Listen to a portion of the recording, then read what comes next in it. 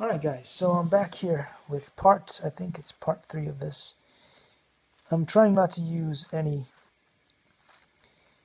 noisy devices to do this, and I'm trying to go in really gently, just making an opening here.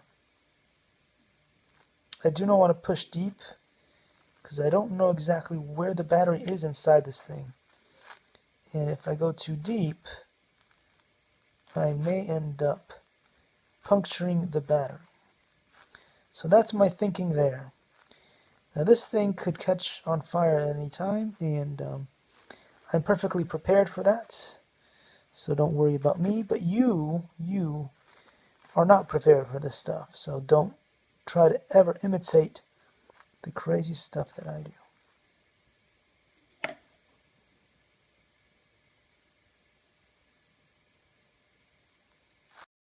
Likey